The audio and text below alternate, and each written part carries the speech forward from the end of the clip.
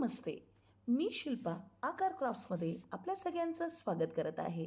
Ready to use रांगोळी आणि readymade रांगोळीमधले नवीन नवीन इन्व्हेन्शन्स म्हणजेच नवीन नवीन गोष्टी आणि त्यासाठी तुम्ही दिलेला आम्हाला प्रतिसाद त्यासाठी धन्यवाद. आज आम्ही घेऊन आलो आहे समई, दिवा, हळदी कुंकूचा करंडा किंवा तांब्या म्हणा, आपलं कळश म्हणा, या सगळ्या भोवती अशा प्रकारची रांगोळी, स्टिकरसारखी दिसणारी, हुबेहूब रेडीमेड अशी वाटणारी रांगोळी कशी बनवू शकतो. चला तर मग सुरू करूया. इथे मी ही डिझाईन कशी बनवली हे एक्सप्लेन करते. या डिझाईनसाठी मी इथे A4 पेपर घेतला आहे. हा जो षटकोन आकार दिसतोय ना, हा मी का घेतला हे तुम्हाला लवकरच कळेल. इथे पहा ना, माझ्याकडे षटकोन बेस असलेली समई, म्हणजेच समईचा जो बेस आहे तो षटकोन आहे. पण तो ड्रॉ करण्यापूर्वी मी काय केलं, ह्याचं मेजरमेंट घेतलं, ह्याच्या लाईन्स ड्रॉ करून घेतल्या आणि त्यावर हाफ सेंटीमीटरने अजून पॅरलल लाईन्स ड्रॉ केल्या. पेपरचे कटआउट्स रेडी केले, म्हणजेच मला 4 सेम प्रकारचे दिवे मिळतील आणि पान तेवढ्या आकाराचं एक पेपर कटआउट रेडी केलं आणि त्याच्या कॉर्नरला ठेवून ड्रॉ केलं. डिझाईन म्हटले तर नवीन नवीन डिझाईन्स ड्रॉ करून बघायला मला आता फारच आवडायला लागलं आहे आणि नवीन नवीन काय आपल्याला ड्रॉ करून डिझाईन बनवता येईल ह्याकडे खूप जास्त लक्ष दिलं जात आहे. सण म्हटलं की आनंद, सजावट आणि घराला उजळवणारी रांगोळी.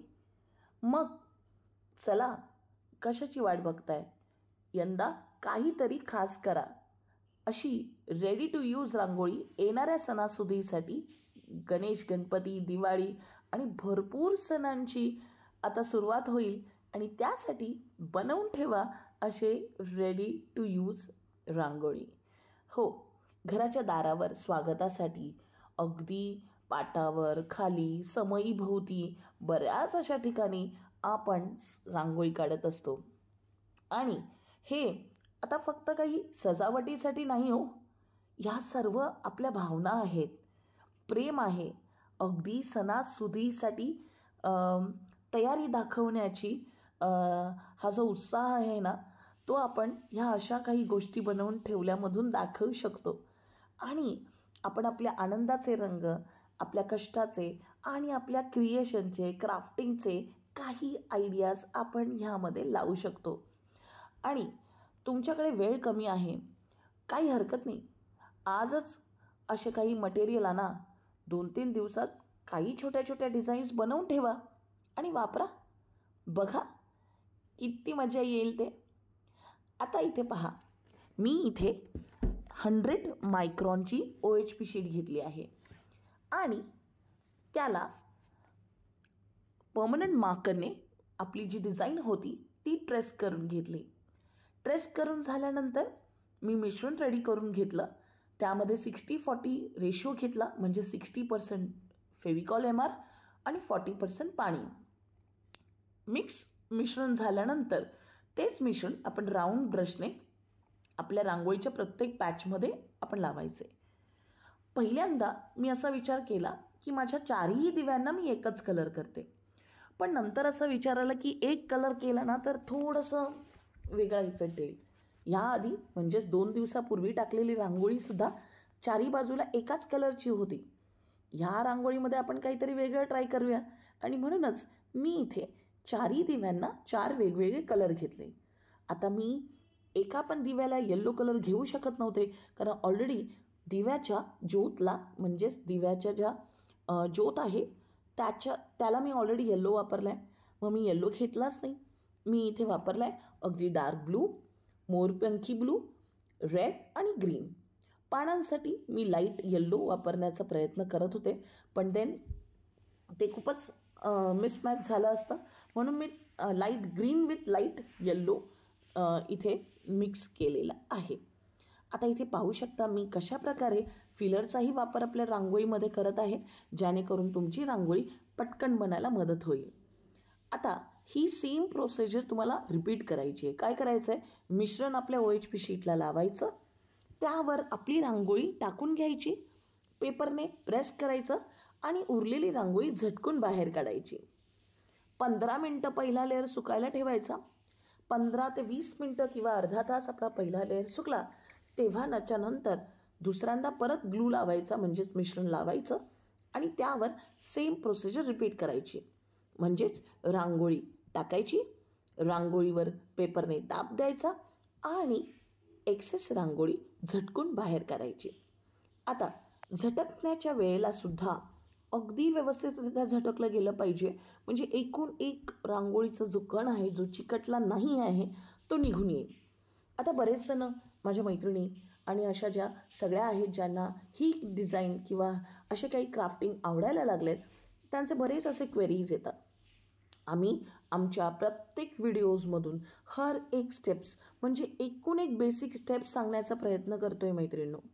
ह्याच्या मागे कोणतीही हिडन स्टेप्स नाही आहे किंवा तुम्ही इथे पाहू शकता की कोणताही स्टेप मी इथे मिस केलेला नाही आहे. आता इथे पहा, झटकताना काळजी घ्यायची. जर तुम्ही अगदी हळूवार झटकले आणि सगळ्या रंगांवरून त्याची उधळण केली तर ते सगळे रंग वेगवेगळ्या रंगांमध्ये मिक्स होतील. जेव्हा तुम्ही त्याला पलटी कराल तेव्हा फक्त काय काळजी घ्यायची की एक कलर दुसऱ्या कलरवरून ओघळून येणार नाही. पलटी करताना अगदी पटकन पलटी करायचं, म्हणजेच तो जी OHP शीट आहे ती पटकन अशी पलटी होईल आणि दुसऱ्या कलरवर तो कलर ओघळणार नाही किंवा मिक्स होणार नाही. आणि हीच काळजी फक्त रेडी रांगोळी बनवताना वापरा. झटकून व्यवस्थित घेत चला. सेकंड लेअर मारताना हळुवारपणे ब्रश चालवा. बघा, तुमची रांगोळी खूप सुंदर रेडी होऊन जाईल. 2 लेअर मारून झाल्यानंतर अर्धा ते 15 मिनटं व्यवस्थितरित्या तो लेअर सुकवायला ठेवा आणि तुम्हाला आउटलाईन करून घ्यायची आहे. आता आउटलाईन करण्यासाठी ना मैत्रिणींनो खूप सारे ऑप्शन्स आहेत.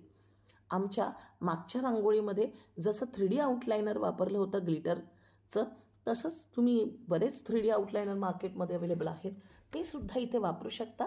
पण जर तुम्हाला रांगोळीचा असा इफेक्ट द्यायचा असेल, अगदी व्हाईट बॉर्डर असलेला, तर नक्कीच तुम्ही इथे ॲक्रेलिकचा व्हाईट कलर वापरा. त्यामध्ये कोणत्याही पाणी मिक्स करायचं नाही आहे तुम्हाला.